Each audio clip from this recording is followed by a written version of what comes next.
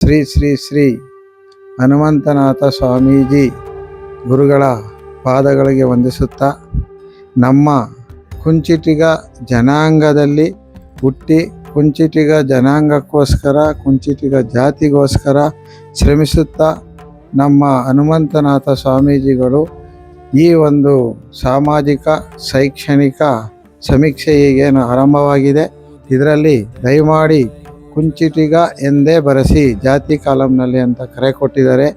ಹಾಗೆ ನಮ್ಮ ಕುಂಚಿಟಿಗ ಜಾತಿ ಉಳಿಬೇಕಂದ್ರೆ ದಯಮಾಡಿ ನಮ್ಮ ಎಷ್ಟು ಕುಂಚಿಟಿಗ ಜನಾಂಗ ಇದ್ದೀರಿ ಅವರೆಲ್ಲರೂ ಕೂಡ ದಯಮಾಡಿ ಜಾತಿ ಕಾಲಮದಲ್ಲಿ ಕುಂಚಿಟಿಗ ಎಂದೇ ಬರೆಸಿ.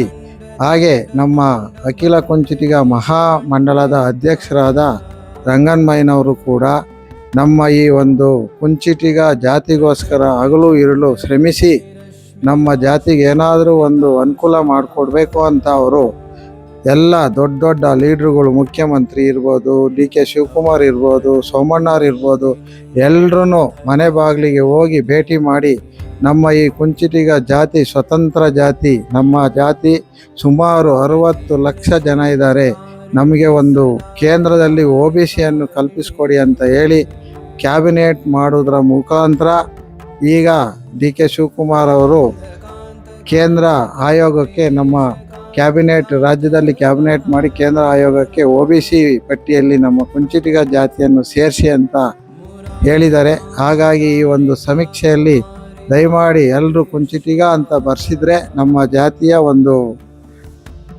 ಬಹುಮತ ಅಂದರೆ ನಮಗೆ ಒಂದು ಸ್ವತಂತ್ರ ಆಯೋಗ ಸಿಗುತ್ತೆ, ನಿಗಮಮಂಡಳಿ ಸಿಗುತ್ತೆ. ಹಾಗೆ ನಮ್ಮ ಕೆಟಗರಿಗೂ ಕೂಡ ಸಪ್ರೇಟಾಗಿ ಒಂದು ಕೆಟಗರಿ ಕೊಡಲಿಕ್ಕೆ ಅನುಕೂಲ ಆಗುತ್ತೆ. ನಾವು ಒಕ್ಕಲಿಗರ ಜೊತೆ ಸೇರಿಕೊಂಡ್ರೆ ಇರೋ ಒಂದು 9 ಸೀಟ್ ಇದ್ದರೆ ಅದರಲ್ಲಿ ನಮಗೆ 1 ಸೀಟು ಸಿಗೋದಿಲ್ಲ.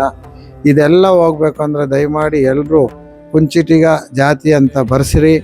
ಹಾಗೆ ಮುಂದಿನ ದಿನಗಳ ಮುಂದಿನ ಪೀಳಿಗೆಗೆ ಅನುಕೂಲ ಆಗಬೇಕಂದ್ರೆ ಎಲ್ಲರೂ ಶ್ರಮಿಸಬೇಕು.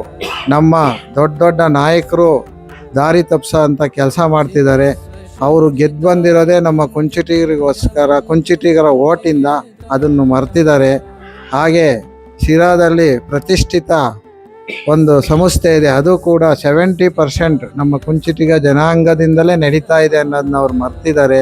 ದಯಮಾಡಿ ಕುಂಚಿಟಿಗರಿಗೆ ತಪ್ಪು ತಿಳುವಳಿಕೆ ಮಾಡಬೇಡಿ ಅಂತ ಹೇಳ್ತಾ, ಎಲ್ಲ ನಮ್ಮ ಕುಂಚಿಟಿಗ ಬಾಂಧವರೇ, ಅಣ್ಣ ತಮ್ಮಂದಿರೇ, ನೆಂಟರಿಸ್ತರೇ, ದಯಮಾಡಿ ನಿಮ್ಮ ಈ ಒಂದು ಸಾಮಾಜಿಕ ಶೈಕ್ಷಣಿಕ ಸಮೀಕ್ಷೆ ನಡೀತಾ ಇದೆ.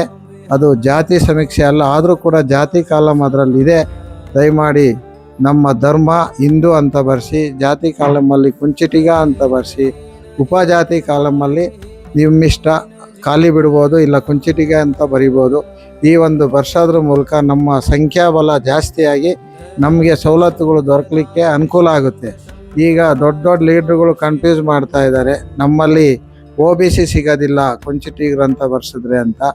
ನಾನು ದಯಮಾಡಿ ಹೇಳ್ತೀನಿ ನೋಡಿ, ನಮ್ಮ ಕುಂಚಿಟಿಗರು ಕೂಡ 3A ಅಡಿಯಲ್ಲಿ ಸ್ಟೇಟ್ ಕೋಟಾದಲ್ಲಿ ಇದ್ದೀರಾ. ನಿಮ್ಮ ಎಲ್ರಿಗೂ ಕೂಡ 3A ಅಡಿಯಲ್ಲಿ OBC ದೊರಕ್ತಾ ಇದೆ.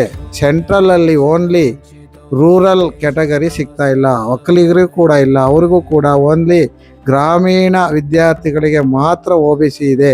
ಅದರಿಂದ ನಮಗೆ ಅನುಕೂಲ ಅಷ್ಟೇನೂ ಸಿಗ್ತಾ ಇಲ್ಲ. ಹಾಗಾಗಿ ದಯಮಾಡಿ ಕನ್ಫ್ಯೂಸ್ ಆಗಬೇಡಿ. ಇದರಿಂದ ಒಕ್ಕಲಿಗ ಬರ್ಸೋದ್ರಿಂದ ನಿಮ್ಗೆ ಯಾವುದೇ ಅನುಕೂಲ ಇಲ್ಲ, ಅನನುಕೂಲನೇ ಜಾಸ್ತಿ. ಕುಂಚಿಟಿಗ ಅಂತ ಬರ್ಸೋದ್ರಿಂದ ನಮ್ಮ ಮುಂದಿನ ಪೀಳಿಗೆ, ಮುಂದಿನ ವಿದ್ಯಾರ್ಥಿಗಳಿಗೆ, ಮುಂದಿನ ಯುವಕರಿಗೆ ಅನುಕೂಲ ಆಗುತ್ತೆ ಅಂತ ಹೇಳ್ತಾ ನಾನು 2 ಮಾತುಗಳನ್ನ ಮುಗಿಸ್ತಾ ಇದ್ದೀನಿ.